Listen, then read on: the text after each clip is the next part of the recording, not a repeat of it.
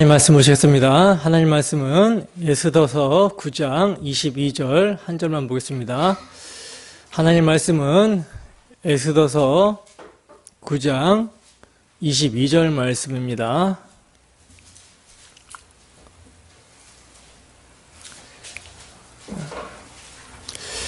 다 찾으셨으면 함께 한 목소리로 합독하겠습니다. 시작.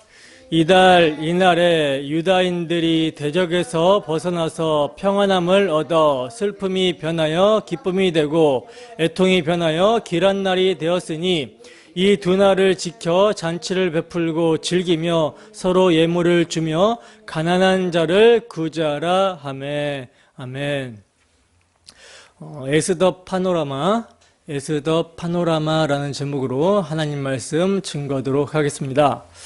오늘은 이제 에스더서를 우리가 함께 살펴볼 텐데요. 여러분 에스더서 하면은 뭐가 떠오르십니까? 여러분들이 신앙생활을 하시면서 아마 에스더서를 이제 한 번 이상은 읽어보셨을 것이고 또 에스더서에 대한 관련 설교도 많이 들어오셨을 거예요. 그죠? 그러면 여러분들에게 있어서 에스더 하면 딱 떠오르는 말이 뭡니까? 탁 이렇게 떠오르는 말이 뭐죠? 저 같은 경우는 죽으면 죽으리라, 일사각오라는 말이 떠올랐어요. 여러분들도 에스더 하면 이 말이 떠오르지 않습니까? 아마도 에스더서를 통해 들은 설교가 에스더처럼 우리도 일사각오로 신앙생활을 해야 된다, 우리가 이러한 신앙생활을 가지고 살아가면 우리의 삶에 정말 절체절명의 위기가 있다 하더라도 하나님께서 화를 변하여 복이 되게 하실 것이다 라는 이제 이런 설교를 들어왔기 때문에 에스더 하면 죽으면 죽으리라, 이렇게 일사각오의 신앙, 이런 말이 이제 떠오르는 것 같습니다. 그리고 이제 종종 교회당에 출입하는 교인들 중에 딸 아이를 낳으신 분들이 딸의 이름을 에스더로 이렇게 짓는 분들이 계시잖아요. 그죠? 아마도 이분들도 그동안 에스더서를 읽고 또 설교를 들었을 때 에스더에 대한 멋진 여성이라는 이미지가 각인되었기 때문에 그렇게 이름을 지은 것 같아요. 그러나 여러분, 이게 성경을 하나님 중심으로 읽지 않고 사람 중심으로 읽었을 때 나오는 모습인 것 같습니다. 여러분, 성경을 읽을 때 정말 성령의 조명하심 가운데 성경이 나를 해석하는 것이 아니라 죄인인 내 중심으로, 내 이성이나 경험으로 성경을 해석하게 될 때 어떤 모습이 나오냐면, 성경에 나오는 어떤 특정한 인물을 부각시키게 되고 그 인물을 본받자라는 이렇게 적용을 하기 쉽거든요.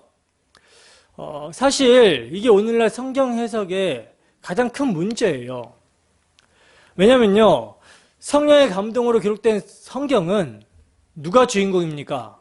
그리스도가 주인공이고 그 그리스도를 통해 삼위 하나님을 계시하고 있기 때문이라는 거죠. 때문에 성경이 어떤 특정 인물을 부각시키고 그 인물을 본받자라는 교훈적으로 해석을 하게 되면요, 성경이 진짜 말하고자 하는 바를 가릴 수 있게 된다라는 거예요. 가리게 된다라는 거죠. 물론 지금 제가 하고자 하는 말은 성경의 인물을 통해 받을 수 있는 교훈을 버리자거나 그 교훈이 필요 없다라는 것을 말하는 것이 아닙니다. 필요 있어요. 성경의 인물을 통해 우리가 교훈 받아야 될 건 교훈 받아야 됩니다. 에스더의 모습을 보면서 우리도 일사각오의 신앙을 가져야 된다. 필요 있죠. 마땅히 본 받아야 됩니다. 그러나 교훈이 먼저가 아니라는 거예요.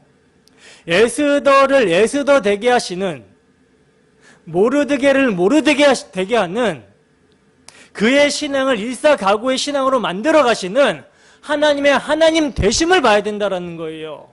그리고 그 가운데 우리 주 예수 그리스도의 복음을 계시하시고 있는 하나님의 마음을 우리가 먼저 우선적으로 알아야 된다는 거죠. 이게 빠지게 되면요, 에스더서를 보면서 에스더를 보니까 정말 죽으면 죽으리라 일사각오의 신앙을 가지고 있네? 하면서 죄인인 우리의 열심과 우리의 의지와 우리의 노력으로 이를 만들어내려고 하게 돼 있어요. 그렇게 되면요, 반드시 실패할 수밖에 없습니다. 공로주의에 빠지거나 아니면 반대급부로 열심히 해도 안 되면 낙심해서 침륜에 빠지는, 그래서 방종으로 가게 되는 둘 중에 하나예요. 그러나 에스더를 에스더 되게 하시는 하나님의 일하심을 보게 되면, 그리고 이를 통해 아들의 복음을 계시하시는 하나님의 마음을 알게 되면 우리 또한 그렇게 만들어내실 하나님을 믿음으로 바라볼 수 있게 된다는 거죠. 아들의 십자가로 이루신 구속의 은혜로 말미암아 그것이 동기가 되어 그렇게 믿음으로 살 수 있게 된다는 것입니다. 여러분, 오늘 우리가 에스더서를 통해서 살펴보게 될 에스더와 모르드게는요, 우리와 성정이 똑같은 사람이고 죄인이에요. 성경을 있는 그대로 표면적으로 보면 이들은 성정이 우리와 똑같은 사람이고 죄인입니다.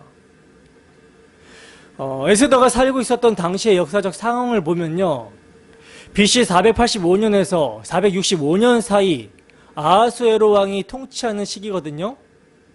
그러니까 이 시기는요, 여러분들이 잘 아시는 고레스 왕의 시기를 지나서, 그리고 그 뒤를 이은 캄비세스 왕과 다리우 왕을 지나서 아하수에로 왕이 통치하는 시기입니다.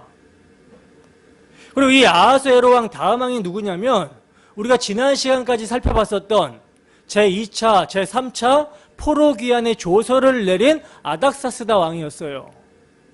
그럼 여러분 한번 생각해 보세요.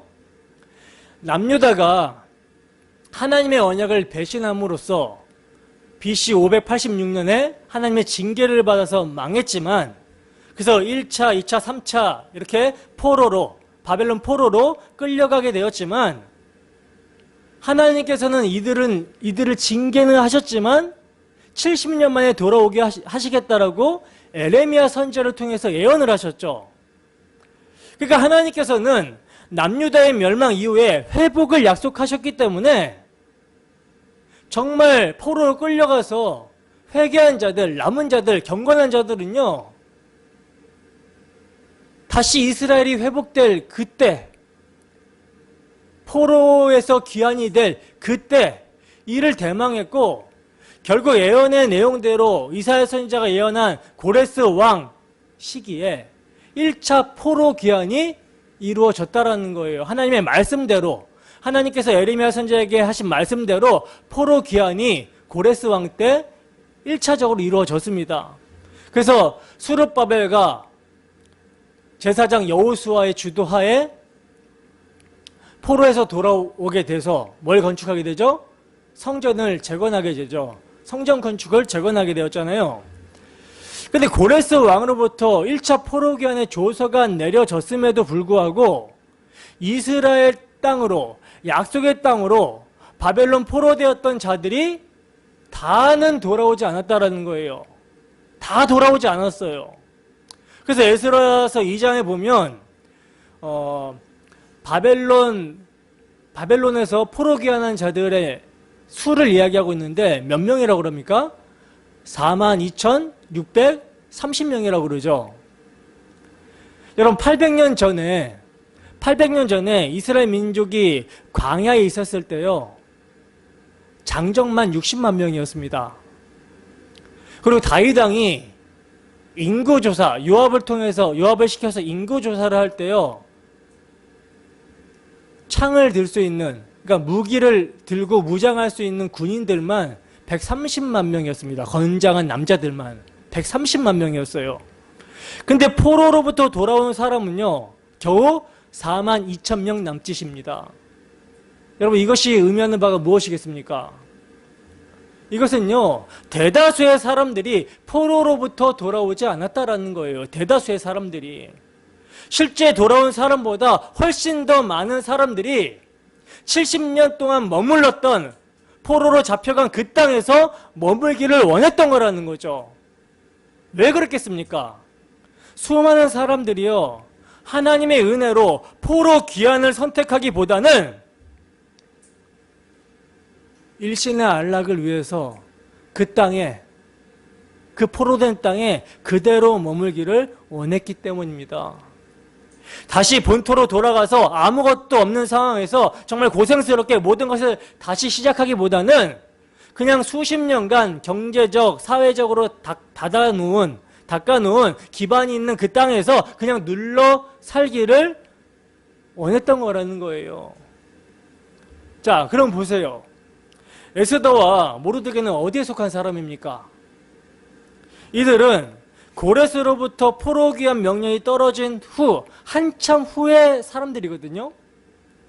고레스로부터 캄비세스와 다리오 두 명의 왕을 거친 다음 왕이 아하수에로 왕이에요. 그렇다면 에스더와 모르드게가 포로 귀환이 한참 지난 후에도 여전히 그 제국에 살고 있다라는 것은 뭘 말하는 것입니까? 에스더와 모르드게 집안의 사람들이 하나님의 은혜로 주신 포로 귀환에 동참했다, 동참하지 않았다? 동참하지 않았다라는 거죠. 그러니까 이들의 집안과 조상들은요, 하나님의 은혜보다 뭐가 먼저였어요? 일신의 안락을 더 우선적으로 더 원하는 사람들이었다라는 것입니다. 그 여러분, 그들의 집안은 그렇다 치더라도 에스더와 모르드게 그들의 신앙은 어떠하였습니까? 그들은 정말 용감한 신앙의 투사들이었습니까? 아니었어요. 성경이 그리고 있는 이들의 모습은요, 악하기 그지 없습니다.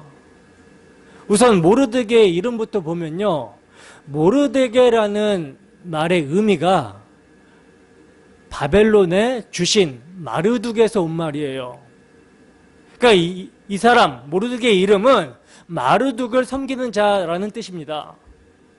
그러니까 그와 그의 집안은 단지 거기에 살았을 뿐만 아니라 그들의 신을 섬겼다라는 거죠.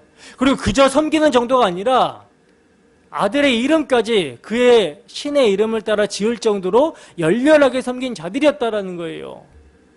예를 들면 여러분 우리나라가 이제 일제치하에 있었을 때 아이들의 이름을 뭐 나카무라나 뭐 스즈키 뭐 이런 정도가 아니라 천황을 섬기는 자다라고 이렇게 이름을 지었다면 이 사람의 사고를 알 수 있는 것이죠. 그죠? 물론 모르드게 자체는 그들의 조상들이 섬겼던 바벨론 신을 섬기지 않았어요. 섬기지 않았지만 그렇다고 해서 그가 자신의 정체성, 자신이 유다인이고 여호와 하나님의 유일신으로 섬긴다라는 그 신앙의 정체성을 적극적으로 드러내면서 살지도 않았습니다. 그게 에스더서를 보면 나와요. 그러면 여러분, 에스더는 어떠했습니까? 에스더는요, 본명이 하다사예요. 하다사. 원래 하다사는 화석류 나무로 번역되는 이름인데 성경에 보면 이 나무의 이름은요, 모두 이스라엘의 회복과 관련된 나무거든요. 그러니까 에스더의 부모가 딸 이름을 하다사라고 지었을 때는 이스라엘의 회복을 기원하고 지었다라는 거죠. 근데 에스더는요, 그녀는요, 부모가 지어준 이름을 버리고 바사식의 이름인 에스더로 불립니다. 에스더의 뜻은 별이라는 뜻인데 그것이 뭘 의미하는지는 명확하지 않지만 분명한 것은요, 그녀가 더 이상 본명으로 하다사를 고수하지 않았다라는 거죠. 그리고 더 중요한 사실은요, 모르드게와 에스더가 왕후가 되려고 시도를 했다라는 거예요. 이건 여러분 뭘 의미하는 거겠습니까? 만약 이들이 나중에라도 하나님의 백성으로서 이스라엘 약속의 땅 본토로 들어가서 그 백성으로서의 지위를 회복할 마음이 있었다 없었다? 없었다라는 것을 보여주는 거죠. 만약 회복할 마음이 있었다면, 그 백성으로서의 지위를 회복할 마음이 있었다면, 약속의 땅으로 돌아갈 마음이 있었다면 과연 왕후 선발 대회를 나가게 될 결심을 할 수 있었을까요? 그러니까 여러분, 이들의 결심은요, 다시는 이스라엘로 돌아가지 않겠다라는 거였어요. 그들에게 있어서 중요한 것은 하나님의 백성 이스라엘로서의 정체성이 아니었던 것입니다. 오직 뭐예요? 일신의 영달을 위해 살아갔던 자들이라는 거죠. 게다가 이들은요, 하나님의 율법을 가진 자들이었음에도 불구하고, 여러분 성경의 율법을 보면은 이방인과의 통혼에 대한 하나님의 금지가 나와 있죠. 하나님께서는 이방인과의 통혼을 금지하셨어요. 그래서 실제 에스라서를 보면 포로에서 귀환한 사람들조차 이방 여인들과 결혼한 것 때문에 심지어 제사장들까지 이방 여인과 통혼함으로써 에스라가 어떻게 합니까? 언약 백성의 성별의 개혁을 하면서 이들에게 이방 여인과 헤어질 것을, 이혼할 것을 종용하죠. 그런데 모르드게와 에스더는요, 지금 이방 나라 왕의 왕후가 되려고 지금 하고 있어요. 이건 뭡니까? 율법을 전혀 개의치 않았음을 보여주고 있는 것이죠. 그리고 모르드게는요, 에스더를 시켜서 그들이 어디 출신인지를 말하지 못하게 합니다. 혹시 히브리인이라는 사실이 왕족이 되는데 걸림돌이 될 수 있기 때문에 자신들이 어디 출신인지를 말하지 못하겠던 거라는 거예요. 여러분, 이들의 모습은요, 당시 이제 동시대를 살았던 다니엘과는 전혀 다른 모습인 거죠. 다니엘은 비록 포로로 잡혀왔지만 유대인으로서 자신의 정체성을 지키려 했어요. 그런데 에스더나 모르드게는 철저히 자신의 정체성을 숨기고 그들 속에 흡수되려고 했다라는 거죠. 그러니까 여러분, 모르드게와 에스더는요, 우리가 본받을 만한 인물이 아니라 우리와 똑같이 죄인이라는 것입니다. 하나님의 은혜와 언약을 기억하며 살기보다는 일신의 안일함과 입신양명을 위해 자신의 정체성을 감추고 기회를 보며 살았던 자들이라는 거예요. 근데 이러한 자들에게 하나님의 은혜가 임하고 하나님의 간섭하심이 주어지니까, 그들의 삶을 하나님께서 섭리하시기 시작하니까 그들의 삶에서 하나님의 백성이라는 그들의 정체성이 드러나게 되고, 죽으면 죽으리라 라는 일사각오의 신앙의 결단을 하게 되더라는 것입니다. 그리고 이를 통해 하나님께서는 당신의 언약의 백성을 돌보심과 우리 주 예수 그리스도의 복음을 계시하고 있는 거예요. 이게 에스더서를 보는 관점입니다. 그러니까 에스더서를 우리가 성령의 조명 가운데 바르게 보면 에스더를 본받자, 모르드게를 본받자가 아니라 에스더를 에스더 되게 하시고 모르드게를 모르드게 하시는 하나님의 일하심을 보게 되는 것이고, 그 하나님의 일하심을 보게 될 때 그 하나님의 일하심이 우리에게도 있기를 간구하게 되는 것이죠. 열렬히 간구하게 되는 것이죠. 그리고 그 하나님의 일하심 가운데 우리 주 예수 그리스도의 복음을 발견하고 그리스도를 만나게 되면 그때 우리의 삶이 일사각오의 신앙으로 바뀌게 되는 거예요. 그분의 사랑에 매여서 정말 순종의 삶을 살아가고자 하는 마음의 동기가 생기게 되는 것입니다. 이런 차원에서 본받자예요. 이런 차원에서 교훈을 받는 것입니다. 자, 그러면 에스더서의 전체적인 구조와 내용을 살펴보도록 하겠습니다. 에스더서를 다 읽어오셨죠? 에스더서는 총 몇 장이에요? 끝에만 본 거 아니죠? 다 읽었어요? 총 10장입니다. 총 10장이죠. 그래서 마음 먹고 정말 똑바로 정독을 해도 한 20분 정도면 읽을 수 있는 분량이에요. 읽을 수 있는 분량이고 내러티브 이야기이기 때문에 정말 박진감이 있고 재밌어요. 그렇지 않습니까? 그래서 이제 총 10장의 에스더서는요, 크게 두 부분으로 나누어지는데, 첫 번째 부분은 1장에서 4장까지가 첫 번째 부분인데요. 그 내용은 하나님의 백성들을 진멸하려는 대적들이 나오고 그 대적들의 음모가 주 내용입니다. 그리고 두 번째 부분은 5장에서 이제 마지막 장 10장까지인데, 하나님의 백성들의 승리와 영광으로 되어 있어요. 그러니까 상황이 반전이 일어나게 되는 모습이 나오고 있다는 거죠. 자, 그럼 이제 구속사적인 관점에서 에스더서를 이제 쭉 한번 살펴보도록 하겠습니다. 에스더서 1장 1절에서 2절 말씀입니다.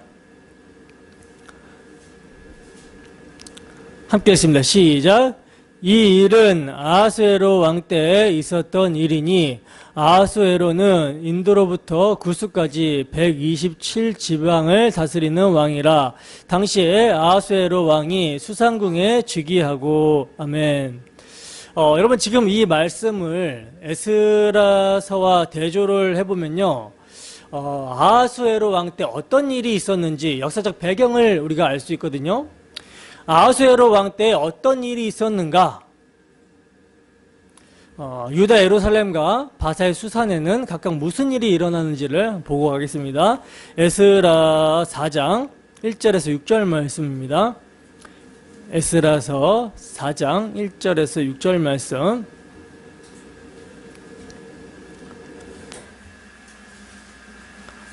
함께 읽습니다. 시작. 사로잡혔던 자들의 자손이 이스라엘의 하나님 여호와의 성전을 건축한다 함을 유다와 베냐민의 대적이 듣고 스룹바벨과 족장들에게 나와 이르되 우리도 너희와 함께 건축하게 하라. 우리도 너희 같이 너희 하나님을 찾노라. 아스로 왕 에살하돈이 우리를 이리로 오게 한 날부터 우리가 하나님께 제사를 드리노라 하니 스룹바벨과 예수아와 기타 이스라엘 족장들이 이르되 우리 하나님의 성전을 건축하는데 너희는 우리와 상관이 없느니라. 바사왕 고레스가 우리에게 명령하신 대로 우리가 이스라엘 하나님 여호와를 위하여 홀로 건축하리라 하였더니 이로부터 그 땅 백성이 유다 백성의 손을 약하게 하여 그 건축을 방해하되 바사왕 고레스의 시대로부터 바사왕 다리오가 즉위할 때까지 관리들에게 뇌물을 주어 그 계획을 막았으며 또 아하수에로가 즉위할 때에 그들이 글을 올려 유다와 예루살렘 주민을 고발하니라. 아멘. 자, 보시면 지금 이스라엘 백성들이 바벨론 포로에서 약속의 땅에 돌아와서 성전을 재건하는데 대적자들이 계속 방해를 하는 거예요. 그래서 포로 귀환을 명령했던 고레스 왕 시대로부터 바사왕 다리오가 즉위할 때까지 관리들에게 뇌물을 주어서 그 계획을 막았고, 또 아하수에로가 왕위에 올랐을 때는요, 글을 올려서 유다와 예루살렘 주민을 고발했다라고 말씀합니다. 그러니까 지금 에스더 사건 당시의 상황이 예루살렘에서는 하나님의 성전을 중건하지 못하도록 방해하는 역사가 있었던 것이고요. 바사에서는 뭡니까? 바사 수상궁에서는 어떤 일이 있어요? 유대인들을 진멸하려고 하는 음모가 진행이 되고 있는 상황이었다라는 거예요. 그래서 바로 이때에 하나님의 선한 손이 예루살렘에서는 스룹바벨을 도구로 삼으시사 성전을 중건케 하셨고, 바사의 수산에서는 뭡니까? 하나님께서 에스더와 모르드게를 사용하셔서 자기 백성을 보호하고 계셨다라는 거예요. 이게 이제 역사적인 어떤 배경이죠. 자, 1장 3절에서 6절 봅시다. 1장 3절에서 6절 말씀입니다. 함께 했습니다. 시작. 왕위에 있은 지 제3년에 그의 모든 지방관과 신하들을 위하여 잔치를 베푸니 바사와 메대의 장수와 각 지방의 귀족과 지방관들이 다 왕 앞에 있는지라. 왕이 여러 날 곧 180일 동안에 그의 영화로운 나라의 부함과 위엄의 혁척함을 나타내니라. 이날이 지남에 왕이 또 도성 수산에 있는 귀천간의 백성을 위하여 왕궁 후원들에서 7일 동안 잔치를 베풀세. 아멘. 자, 보시면 바사왕 아하수에로가 잔치를 벌이고 있는데, 여러분 이 잔치는요, 대대적인 잔치였거든요.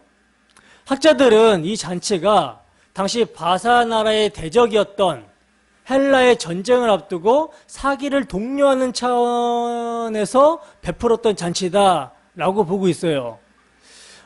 바로 이 점이 여러분, 바로 이 점에서 우리가 뭘 할 수 있냐면, 역사의 주관자 되시는 하나님의 섭리를 보게 됩니다. 여러분, 다니엘 선지자는 뭘 예언했죠? 바벨론이 바사에게 멸망할 것을 예언했고, 바사는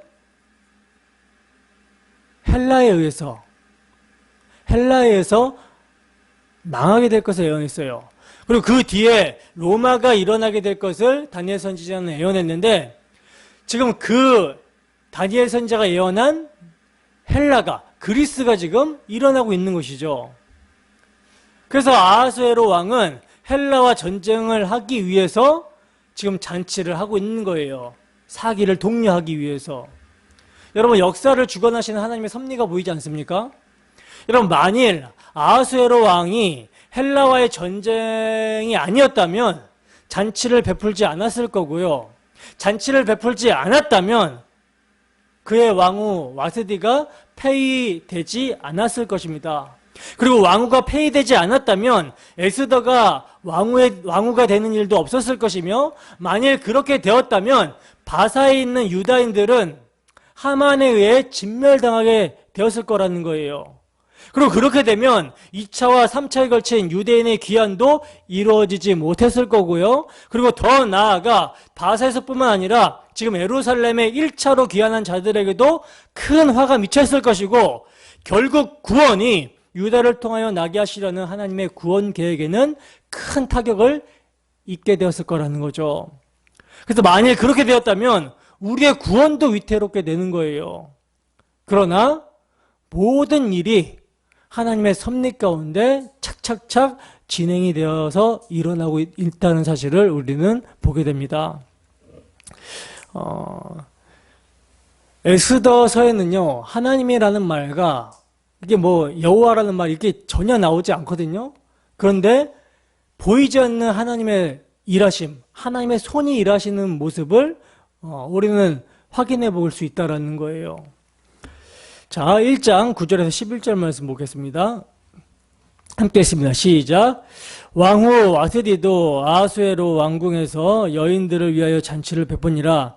제7일에 왕이 중이 일어나서 어전넷이 무음만과 비스다와 하르보나와 빅다와 아박다와 세달과 가르가스 7사람을 명령하여 왕후 와스디를 청하여 왕후의 관을 정제하고 왕 앞으로 나오게 하여 그의 아리따움을 무 백성과 지방관들에게 보이게 하라 하니 이는 왕후의 용모가 보기에 좋음이라. 아멘. 자, 보시면 왕후 와스디도 지금 아하수에로 왕궁에서 여인들을 위하여 잔치를 베풀었다 그러죠. 그러니까 지금 그야말로 나라가 전체가 지금 축제 분위기인 거예요. 들떠있는 그런 분위기임을 우리가 알 수가 있죠. 그래서 이제 이러한 축제의 분위기 가운데 왕이 주웅이 일어났다라고 합니다. 주웅이 뭐냐면 술을 마시고 취한 거예요. 술을 마시고 취해서 누굴 데려오라고 그래요? 왕후를 데려오라고 합니다.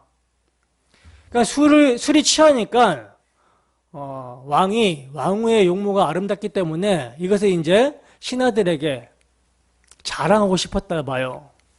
그래서 이제 사람을 보내서 데리고 오라고 하는 거죠. 근데 이제 여기까지만 보면 지금 왕과 왕후의 관계에도 아무 문제가 없는 것처럼 보이죠. 여기까지는 아주 태평연월로 보여요. 근데 바로 다음 구절에서 이제 이상 징후가 나타납니다. 1장 12절입니다. 함께 했습니다. 시작. 그러나 왕후 와스디는 내시가 전하는 왕명을 따르기를 싫어하니 왕이 진노하여 마음속이 불붙듯 하더라. 아멘. 자, 보시면 왕에게 주웅이 일어나서 왕후를 데리고 오라고 사람을 지금 7사람이나 보냈는데 왕후가 그 왕명을 듣기 싫어하는 거예요. 따르지 않는 것입니다. 그래서 오지 않는 초유의 사태가 벌어진 거예요. 무슨 일인지는 모르겠지만 술에 취해 백성들과 지방관들에게 왕후를 자랑하려고 했던 아하수에로 왕은 망신을 지금 당하게 된 거죠. 그러자 그 망신으로 왕이 진노하여 마음속에서 불이 일어났다라고 합니다. 여러분, 이건요 아무리 생각을 해도 하나님의 섭리라고밖에는 말할 수 없을 것 같아요. 왕후는 규모와 품위가 있어서 왕이 이제 술이 취한 거, 중이 일어나는 것이 못마땅했을 거라는 추측을 해보게 되는데, 아무튼 이 일로 인해서요, 왕후 와스디는 폐위가 됩니다. 이렇게 해서 이제 잔치로 시작된 일장은요, 왕후 와스디를 폐위시키는 엉뚱한 결론으로 끝이 나고 있는 거예요. 그러나 여러분, 조금 뜬금없이 아하수에로 왕이 왕후 와스디를 폐위시키고 있는 것은요, 에스더서를 쭉 읽어보면 답이 나옵니다. 그건 이 사건이 유다인과 결부된 사건이기 때문이라는 거예요. 그리고 거기에는 하나님의 섭리가 있다라는 거죠. 그래서 에스더서를 우리가 이렇게 보게 될 때 뭐가 많이 등장하고 있냐면 유다인이 많이 등장을 하고 있거든요. 유다인. 근데 유다인이라는 말은 많이 등장하고 있는데 이름이 등장하고 있는 것은 딱 두 사람만 등장해요. 모르드게와 에스더. 딱 두 사람만 등장을 한다는 거죠. 그러니까 모르드게와 에스더가 구속사의 무대에서 유다인의 대표로 등장을 하고 있는 것입니다. 그렇다면 구속의 역사를 추진해 나가시는 하나님께서 이들에게 어떤 역할을 담당케 할 것인가? 여기에 우리가 이제 주목하지 않을 수 없는 것이죠. 하나님은요, 출세를 위해 바사를 선택하고 약속의 땅에 돌아가지 않는 자들을 도구로 삼아서 그들을 통해 이스라엘을 구원하심으로 언약의 백성들을 향한 당신의 신실하심을 보이시고 있고, 약속의 땅으로 돌아가지 않고 있는 백성들에게 너네 거기 계속 있으면 화를 당한다, 죽는다, 그러니 얼른 돌아가라 라는 경고의 메시지를 주고 있는 것입니다. 자, 2장 보겠습니다. 2장 17절 볼까요? 2장 17절입니다. 함께 읽습니다. 시작. 왕이 모든 여자보다 에스더를 더 사랑하므로 그가 모든 처녀보다 왕 앞에 더 은총을 얻은지라. 왕이 그의 머리에 관을 씌우고 와스디를 대신하여 왕으로 삼은 후에. 아멘. 자, 보세요. 아리따운 처녀들 후궁으로 뽑는다라는 왕의 조서가 내려지고 아리따운 여자를 선별하여 뽑는 관리가 세워지자 이제 그 관리가 어떻게 했겠습니까? 홍보를 했겠죠. 예를 들어서 마치 이제 미스코리아 선발대회를 한다고 홍보를 하게 되면 외모에 이제 좀 자신 있는 여자들이 이제 모이게 된 것처럼 그렇게 이제 홍보를 한 거예요. 그래서 홍보를 해서 여인들을 이제 모았죠. 외모에 자신 있는 그 여인들을 모은 것입니다.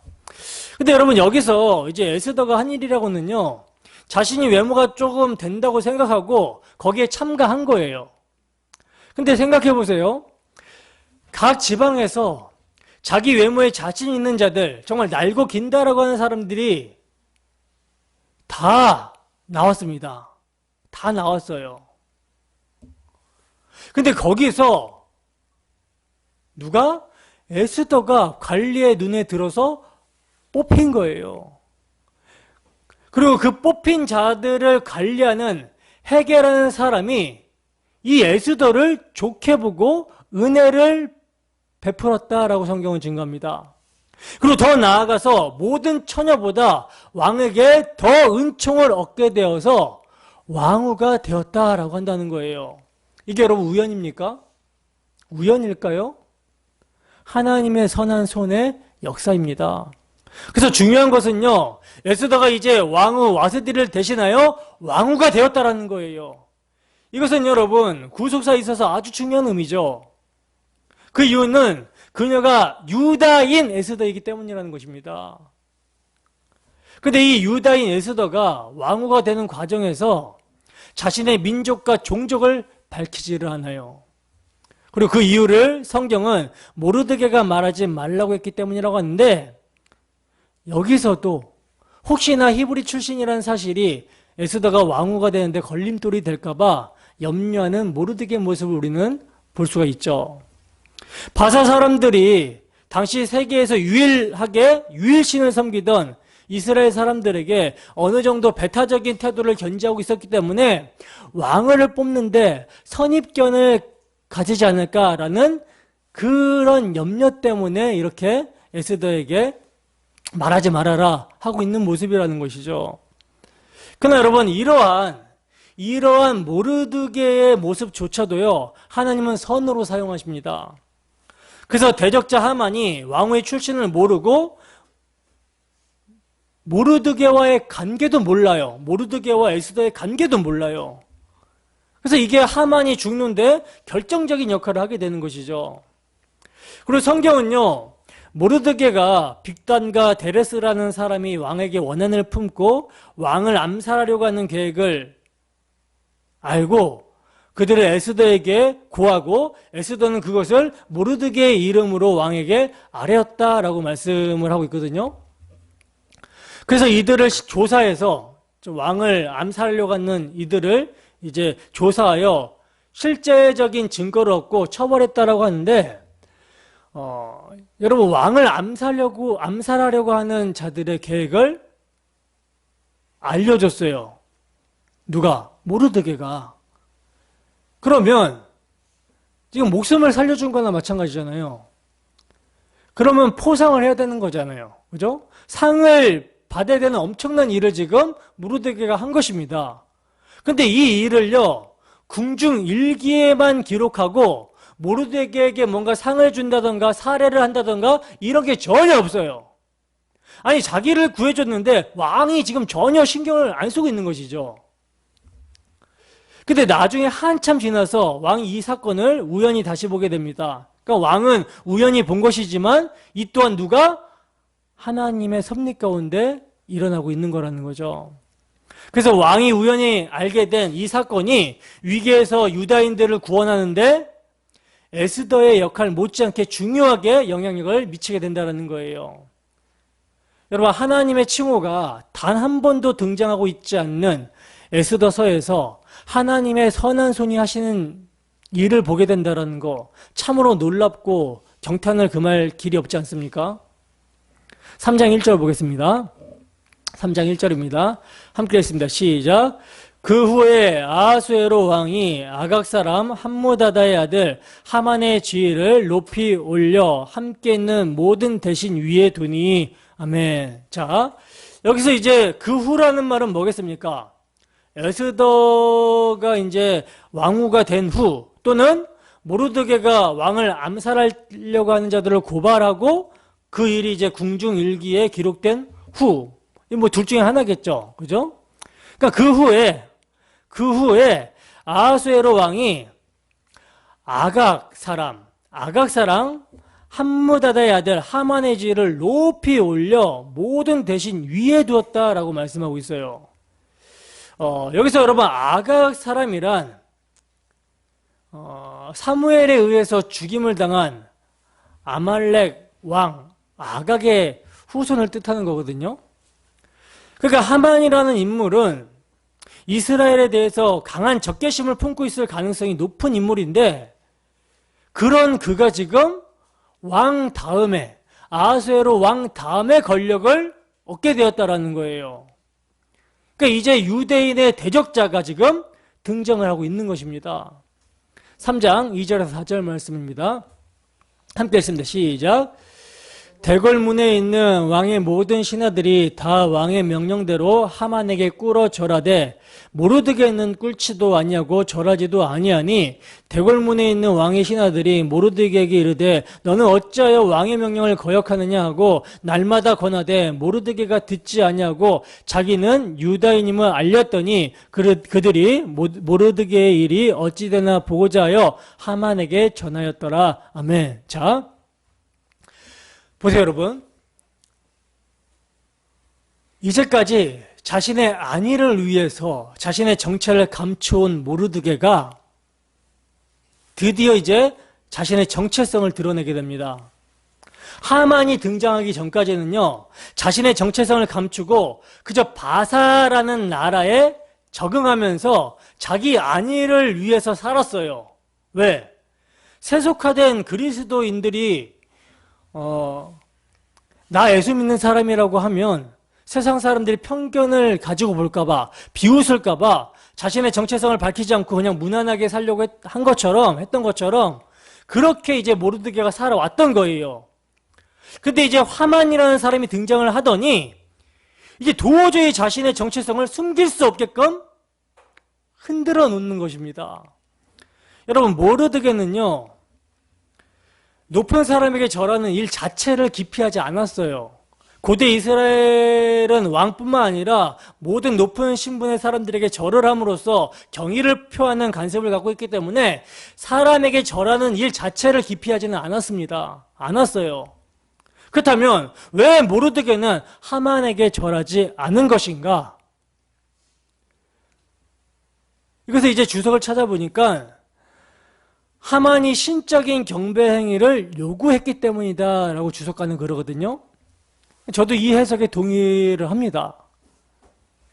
하만이 왕의 후광을 힘입어서 자신을 신으로 경배하기를 요구했기 때문에 아무리 후르쿠 신앙을, 가짜 신앙을 가지고 있다라고 하더라도 여기에 대해서는 도저히 모르드게가 타협을 할 수가 없는 거예요. 그래서 어떻게 합니까? 절하지 않습니다.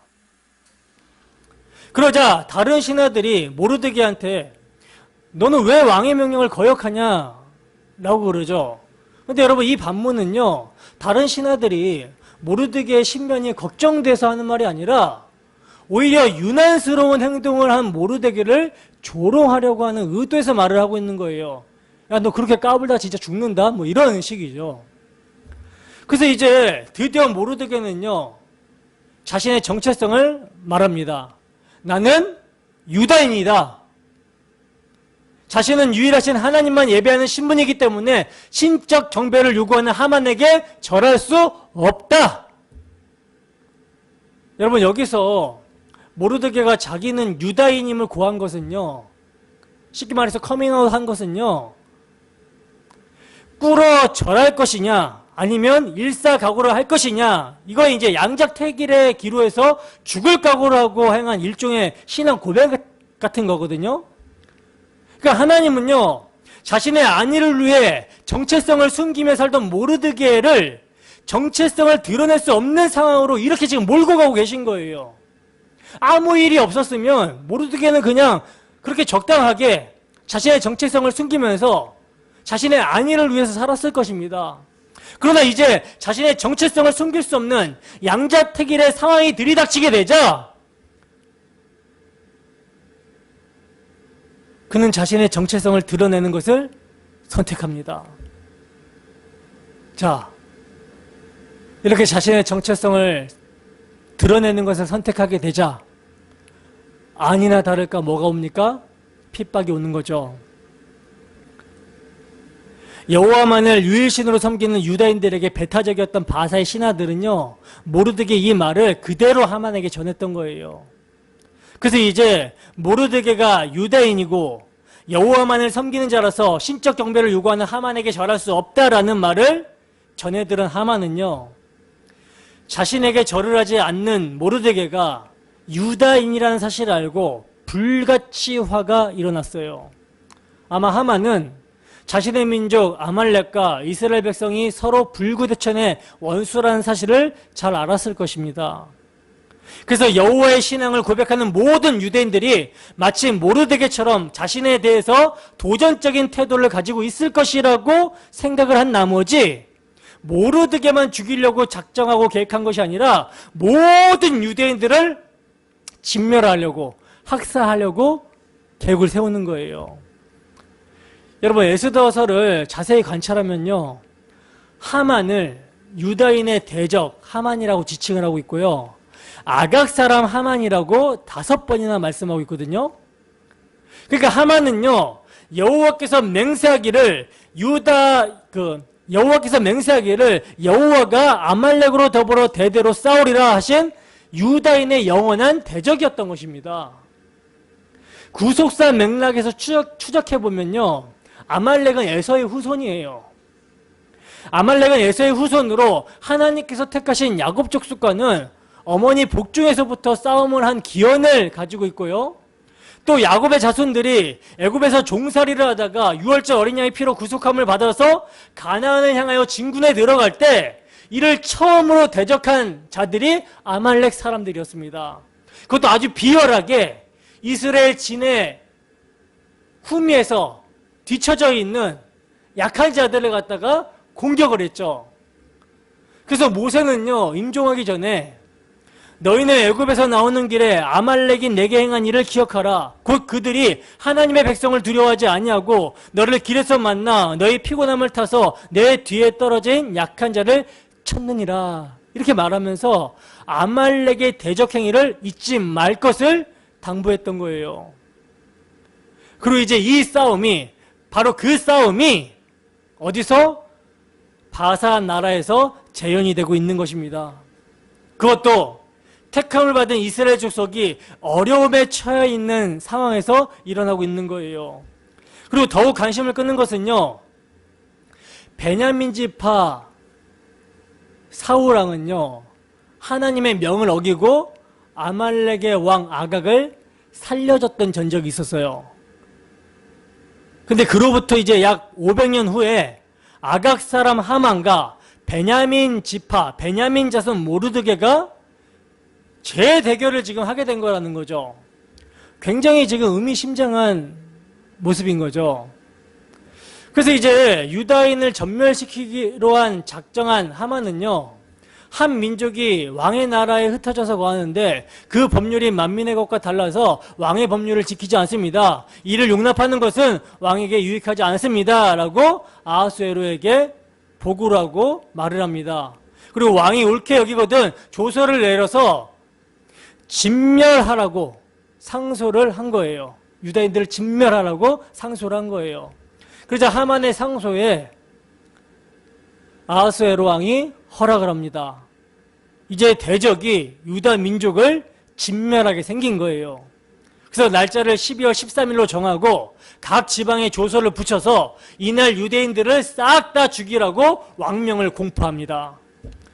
3장 13절을 보시면 12월 13일 이 하루 동안 모든 유다인을 젊은이, 늙은이, 어린이, 여인들을 막론하고 죽이고 도륙하고 진멸하고 또 그 재산을 탈취하라고 지금 말씀을 하고 있거든요. 죽이고 도륙하고 진멸하라. 이게 어떤 표현입니까? 마치 지금 유대인들을 짐승을 잡듯이 그렇게 잡으라고 표현을 하면서 죽이라고 하고 있는 거예요. 여러분, 지금 유다인은요, 모르드게가 자신이 유다인임을 고함으로 인해서, 자신의 정체성을 드러냄으로 인해서 모르드게 자신뿐만 아니라 바사 나라에 있는 모든 유다인들이 다 돼지나 짐승처럼 지금 도륙당하게 된 거예요. 그 짐승 취급을 받으면서 살육당하는 처지에 지금 이르게 되었습니다. 만약 모르드게가 예전처럼 자신의 민족과 종족의 정체성을 숨겼다면, 그래서 그냥 하만에게 대충 절하고 타협했다면 이러한 수모를 당하지 않아도 되었을 거예요. 그러나 하나님의 섭리 가운데 모르드게는요, 자신의 정체성을 말할 수밖에 없었던 것입니다. 하만을 향해서 대적했던 거예요. 말씀을 보시면 유다인이 4번이나 나오고 있고요. 또한 진멸이라는 말이 3번이나 나오고 있거든요. 여러분, 왜 유다인이 진멸을 당하게 된 것입니까? 아각 사람 하만에게 꿀치도 절하지도 않았기 때문이죠, 모르드게가. 그리고 모르드게가 자신이 유다인이라고 커밍아웃을 했기 때문이라는 거예요. 자신이 유다인이라고 고백했기 때문이라는 거죠. 근데 여러분, 하나님께서 하시는 놀라운 일을 보시기 바랍니다.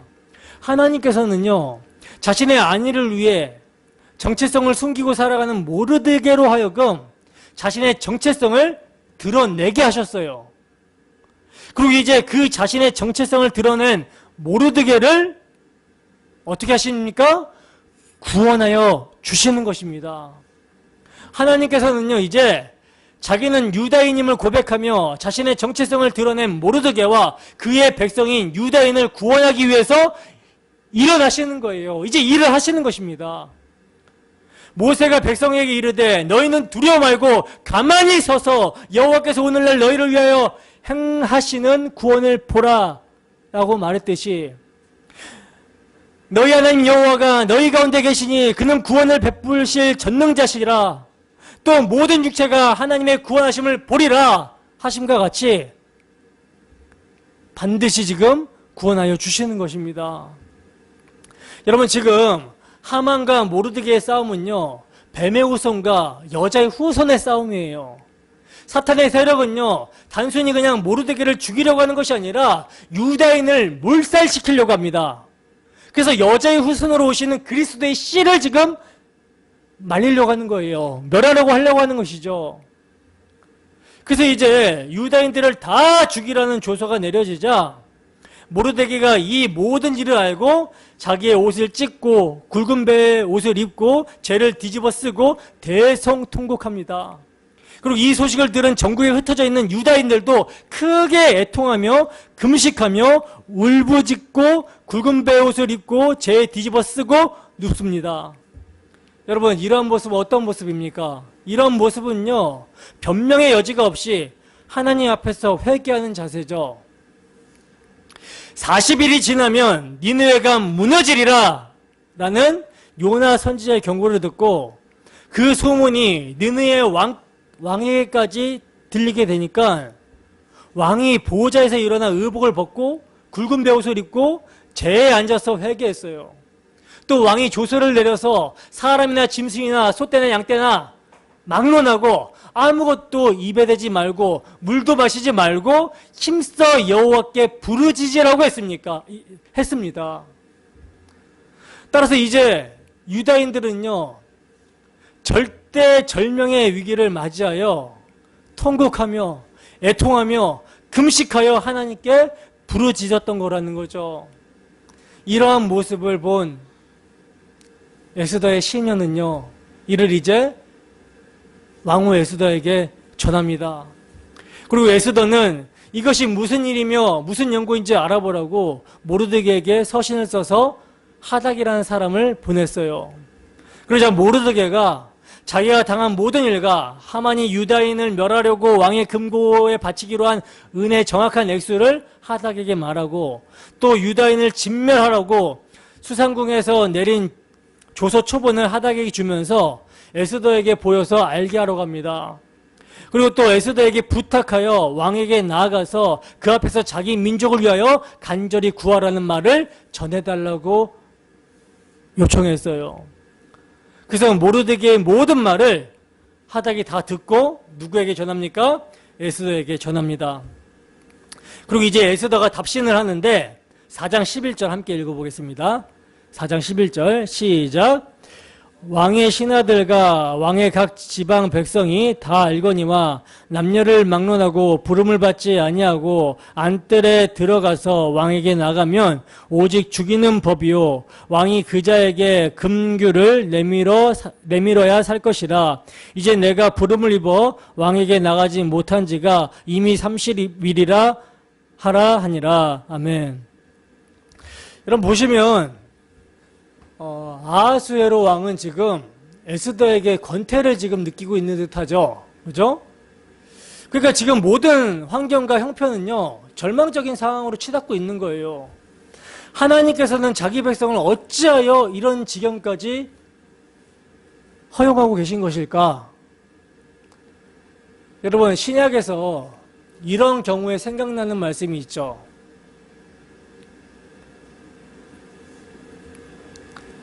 형제들아, 우리가 아시아에서 당한 환난을 너희가 알지 못하기를 원치 아니하노니 힘에 지나도록 심한 고생을 받아 살 소문까지 끊어지고 우리 마음에 사형 선고를 받은 줄 알았으니. 바울은 이런 고백을 합니다. 여러분, 하나님께서 자기 백성을 어찌하여 이런 지경까지 허용하고 계시냐면 바울 사도는 그 이유를 이는 우리로 하여금 자기를 의지하지 않고 오직 죽은 자를 다시 살리시며 없는 것을 있는 것으로 부르시는 하나님만 의지하게 하기 위함이라 말씀하고 있다는 거예요.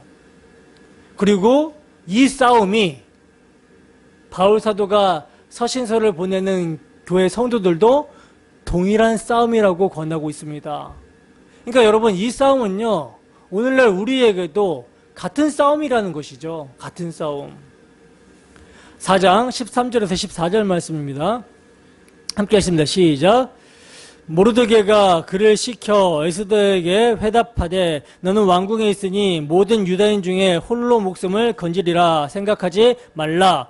이때 내가 만일 잠잠하여 말이 없으면 유다인은 다른 데로 말미암아 노임과 구원을 얻으려니와 너와 내 아비 집은 멸망하리라. 내가 왕후의 자리를 얻은 것이 이때를 위함인지 아닌지 누가 알겠느냐 하니. 여러분, 이제 모르드게는요 에스더에게 쐐기를 박는 말씀을 합니다. 모르드게는요 에스더에게 이때 내가 만일 잠잠하면 말이 없으면 이제 유다인들은 큰일이다. 멸망당하게 된다. 이렇게 절망을 말하고 있지 않다는 거예요. 그럼 뭐라고 말하고 있는가? 유다인들은 다른 데서 구원을 받을 것이나 너와 너희 아버지 집은 반드시 망하게 될 것이다. 이렇게 얘기를 하고 있죠. 만약에 에스더에게 네가 이때 만일 잠잠해서 말이 없으면 유다인 큰일 난다. 망하게 되고 말 것이다. 라고 이렇게 말했다면 모르드게는 하나님을 의지한 게 아니죠. 누구를 의지한 게 되는 거죠? 에스더를 의지한 게 되는 거죠. 사람을 의지한 게 되는 거죠. 그러나 모르드게는요 내가 잠잠하면 다른 데로 말미암아 노임과 구원을 얻을 것이다 라고 말합니다. 그러면서 그렇게 되면 너와 내 아버지 집은 멸망할 것이다 라고 말하고 있다는 거예요. 뭡니까? 에스더의 사명을 지금 일깨워주고 있는 것이죠. 내가 왕후의 자리를 얻은 것이 이때를 위함이 아닌지 누가 알겠느냐? 에스더의 사명을 일깨워주고 있는 거예요. 여러분, 여기에서 에스더의 갈등이 있겠죠. 민족을 버리고 바산 아래 왕후라는 영화를 누릴 것인가, 아니면 왕후의 위를 버리고 하나님의 백성인 유다인들과 함께 고난을 받을 것인가는 그런 갈등이 있겠죠. 그죠? 이것은 여러분 우리의 갈등일 수도 있는 거예요. 여러분, 에스더가 어떤 이유로 왕이 되었습니까? 에스더가 어떤 연유로 왕이 되었죠? 왕후가 되었죠? 전 왕후인 와스디가 왕명을 거역했기 때문에 에스더는 왕후가 될 수 있었어요. 근데 이제 이 와스디 사건은요 에스더의 믿음을 시험하는 지금 시금석으로 작용을 하고 있는 것입니다. 왕이 부르지 않았는데 나아가면요 왕명을 어긴 거예요. 나아갈 것인가 말 것인가. 그러나 에스더는 죽음을 각오하고 왕에게 나아가기로 결단을 합니다. 성경은 말씀합니다. 믿음으로 모세는 장성하여 바로의 공주의 아들이라 칭함을 거절하고 도리어 하나님의 백성과 함께 고난받기를 잠시 죄악의 낙을 누리는 것보다 더 좋아하고 그리스도를 위하여 받는 능욕을 애굽의 모든 부하보다 더 큰 재물로 여겼으니 이는 상 주심을 바라봅니다. 지금 에스더도 이 길을 가기로 결단을 한 거예요. 여러분, 누가 지금 에스더를 이렇게 만드신 것입니까?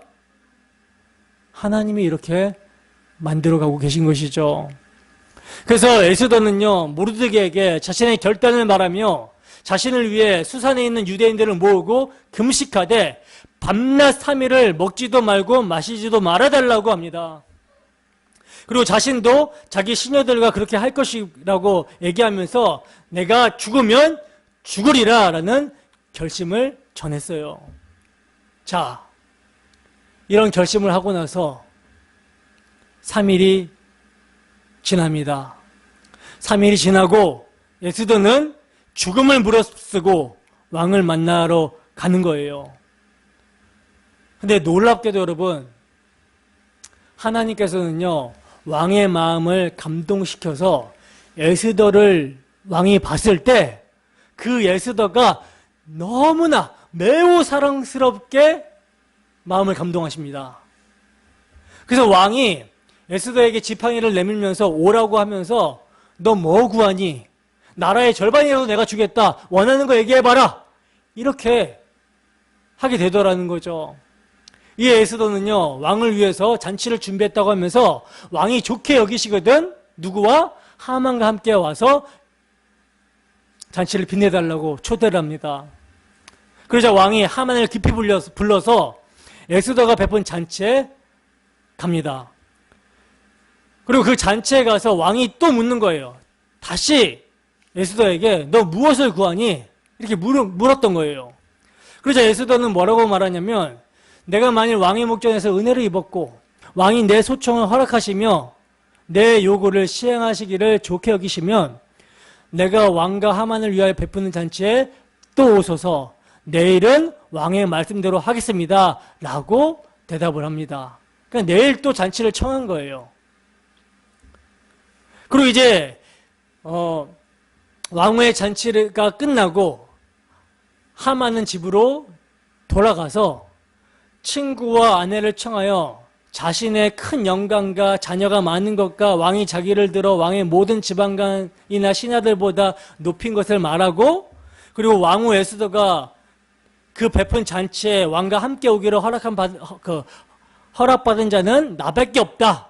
그리고 내일도 왕과 함께 청함을 받았다라고 하면서 막 자랑을 합니다.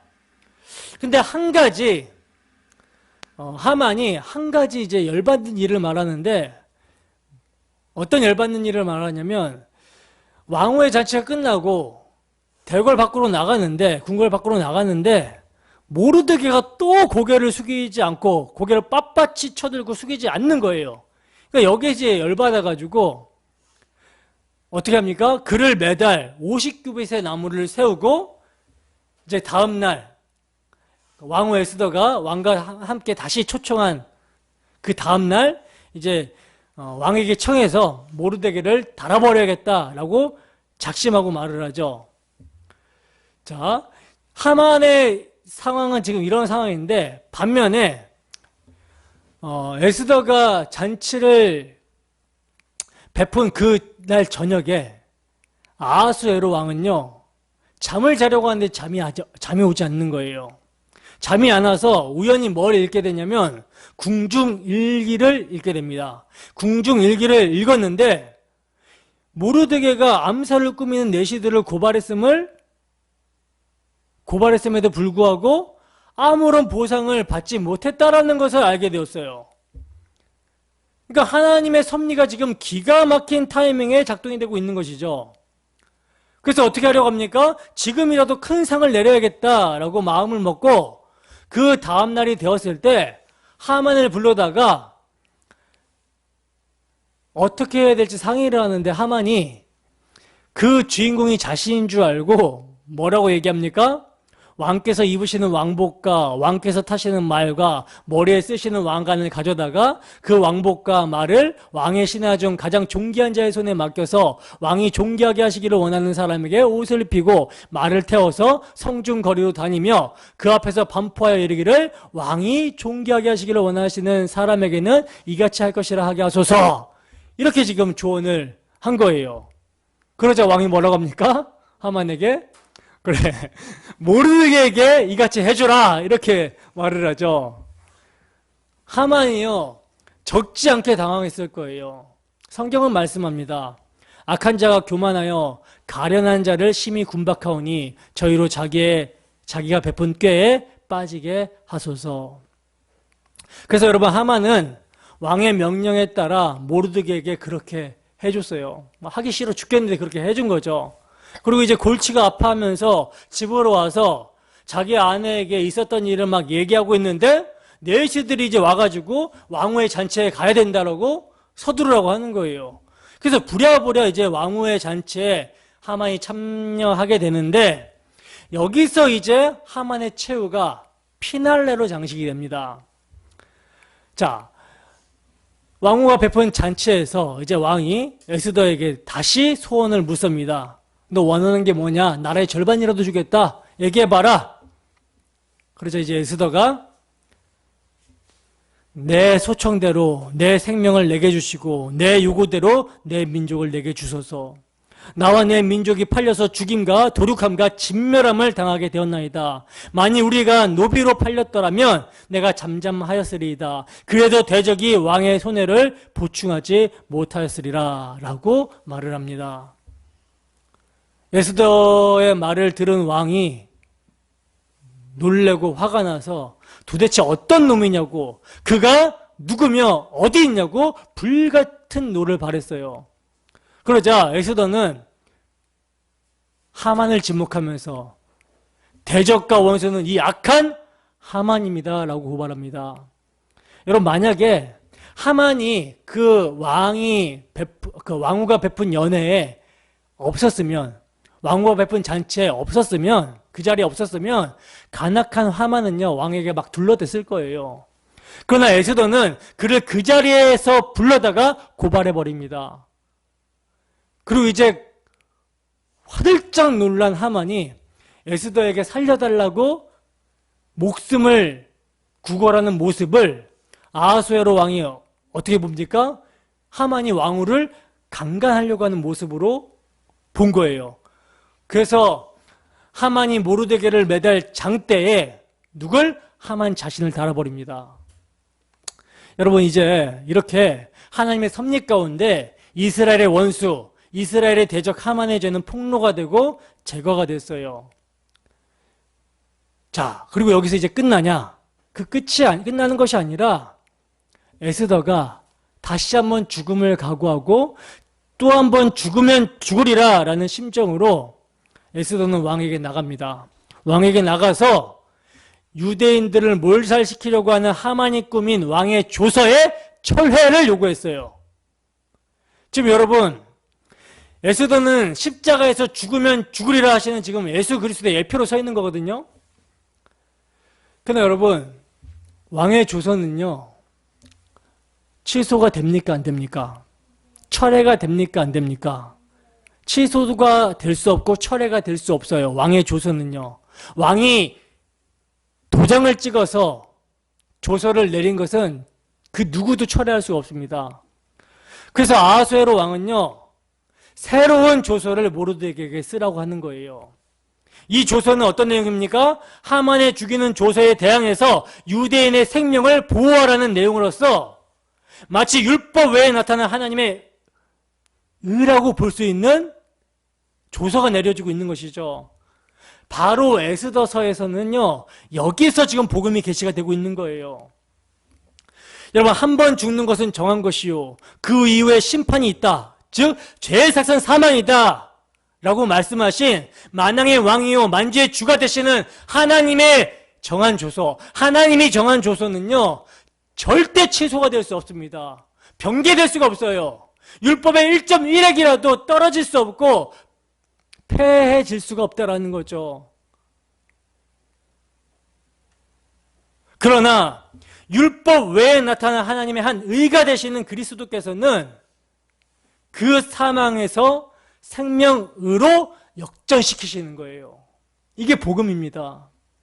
곧 율법이 육신으로 말미암아 연약하여 할 수 없는 그것을 하나님께서 하시는데 곧 죄로 말미암아 자기 아들을 죄 있는 육신의 모양으로 보내어 육신의 죄를 정하게 하사 육신을 따르지 않고 그 영을 따라 행하는 우리에게 율법의 요구가 이루어지게 하신 거라는 거예요. 그래서 그리스도는, 예수 그리스도는 우리를 거스르고 불리하게 하는 법조문으로 쓴 증서를 지워버리시고 제하여 버리사 십자가에 못 박으시고 통치자들과 권세들을 무력하여 드러내어 구경거리로 삼으시고 십자가로 그들을 이기신 것입니다. 이 복음이 엑소더서에 계시가 되고 있는 거예요. 여러분, 엑소더서는요 마지막에 이르러 오늘 본문 말씀과 같이 이달 이날에 유다인들의 대적에서 벗어나서 평안함을 얻어 슬픔이 변하여 기쁨이 되고 애통이 변하여 길한 날이 되었다라고 말씀합니다. 여러분, 하나님의 섭리 가운데 이러한 구원을 베푸시는 하나님의 은혜를 계시하는 바가 무엇이겠습니까? 당시의 이스라엘 백성들에게는 약속의 땅에 돌아가서 궁극적인 기쁨과 즐거움을 주실 그리스도, 메시아, 여제의 손으로 오실 자를 대망하라는 것이고, 오늘날 우리에게는 십자가에서 다 이루신 복음으로 돌아가서 이를 확증하러 오실 그리스도의 재림을 기다리라는 말씀인 것이죠. 사도 바울은요 이렇게 말씀합니다. 너희로 환난받게 하는 자들에게는 환난으로 갚으시고 환난받는 너희에게는 우리와 함께 안식으로 갚으시는 것이 하나님의 공의라고 말씀합니다. 여러분, 저는 오늘 에스더서의 말씀을 준비하면서 큰 위기에 직면한 조국 교회 상황과 오버랩이 많이 되면서 많이 울었어요. 쉴 새 없이 눈물이 나오더라고요. 여러분, 우리는 우리의 정체성에 확고히 서 있습니까? 죽으면 죽으리라는 신앙이 삶이 되고 있습니까? 정말 나라, 민족, 교회를 위해 기도해야 될 때입니다. 뉴스를 볼 때마다 너무나 마음이 아파요. 대구의 어떤 한 교회는요, 지금 정부의 행정명령을 거부하다가 교회가 폐쇄가 되었다 그래요. 지금 교회 폐쇄법이 발의가 되었거든요. 20명 이상 모이지 말라고 했는데 나는 하나님의 말씀을 듣겠다라는 각오로 50명 정도밖에 성도가 안 되는데 그냥 예배를 드렸대요. 근데 한 16차례 경고를 받았는데 계속해서 예배를 드리니까 이제 교회를 강제로 폐쇄했다고 합니다. 이 말을 듣는데 너무 마음이 아프더라고요. 그래서 너무 많이 울었습니다. 여러분, 교회 예배 모임이 위축이 되고 예배로 모이지 않잖아요?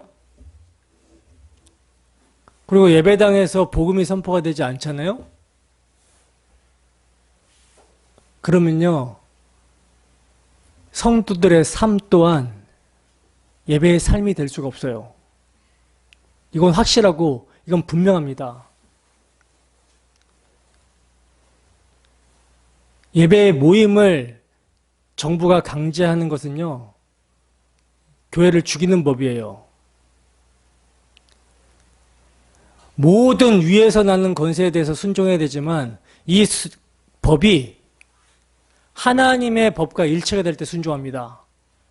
근데 하나님의 법과 일체가 되지 않을 때는 이건 순종할 수가 없어요. 이건 거부해야 되는 거예요. 이때 필요한 게 뭐겠습니까? 죽으면 죽으리라 라는 일사각오가 필요한 거죠. 근데 이 일사각오가 그냥 되어지냐? 아니요. 뭘 알아야 됩니까?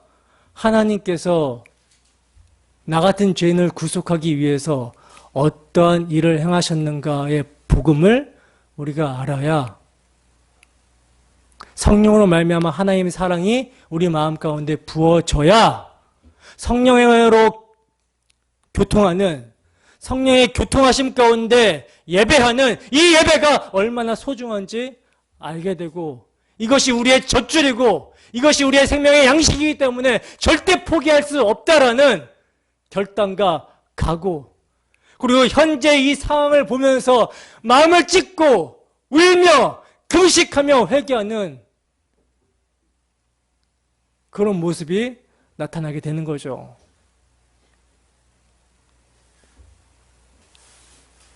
여러분,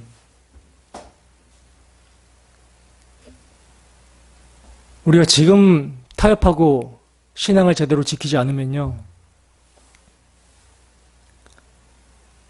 앞으로 차별금지법이 통과가 되고 낙태법이 폐지가 되고 계속 지금 사회적인 질서들은 무너져 갈 텐데 거기서 목소리를 낼 수가 없어요. 예수만이 길이다, 진리다, 생명이다 전할 수가 없습니다. 여호와 하나님만이 유일한 신이다 말할 수가 없어요. 예배의 삶을 살아갈 수가 없어요. 하나씩 하나씩 타협하기 시작하면 모두가 무너져 내리는 거예요. 예수님이 십자가로 다 이루셨습니다. 믿으십니까? 예수님이 십자가로 다 이루신 그 이루심으로 돌아가야 돼요. 그리고 복음을 붙잡아야 돼요. 그리고 성령의 충만함을 강구하셔야 돼요. 그리고 아버지의 사랑이 부어졌을 때 우리 교회만이 아니라 조국 교회의 현실을 보고 마음을 찢고 회개하고 애통할 수 있으며 이 나라 이민족이 국가적으로 범죄하고 악을 저지르는 모습에 대해서 죄는 미워하되 몰라서 그러고 있는 저들을 불쌍히 여기며 품고 기도할 수 있습니다. 여러분, 우리의 마음은 어떠한 마음입니까? 우리의 심장은, 우리의 마음은 어디에 향해 있습니까? 나 하나 그냥 아니라면 되는 것입니까?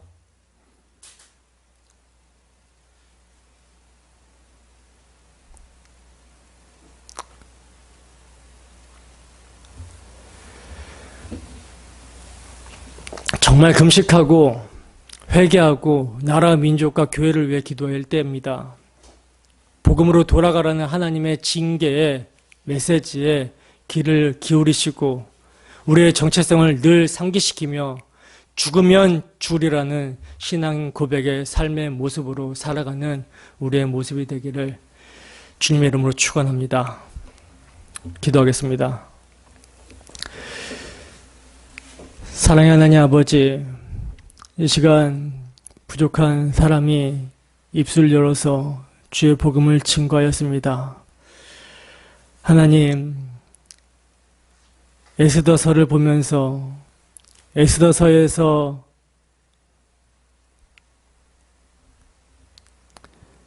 에스더와 모르드게 유다인들이 처한 환경을 보면서 오늘날 교회인 우리의 모습을 보게 됩니다. 우리의 환경을 보게 됩니다. 하나님, 정말 절망스럽고 통탄의 그지 없는 상황이라는 사실을 아버지 인정하게 됩니다. 하나님, 우리가 할 수 있는 것이라고는 마음을 찢고 애통하며 주님께 회개하고 주님을 붙잡고 의지하고 기도할 수 있는 것밖에 없습니다. 그리고 우리의 정체성을 드러내는 삶을 살아가는 것 말고는 없습니다. 하나님 아버지, 타협하지 않게 하시고 올곧게 좁은 문 좁은 길 십자가에 가게 하여 주시옵소서.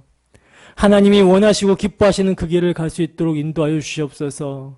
아닌 건 아니라고 말하고 옳은 건 옳은 것이라고 말하는 우리의 신앙의 모습이 될 수 있도록 인도하여 주시옵소서. 그리고 주님께서 이루실 부흥을 기대하며 소망 가운데 기도하는 자들 될 수 있도록 함께하여 주시옵소서. 감사드리며 거룩하신 예수님 이름으로 기도드립니다. 아멘.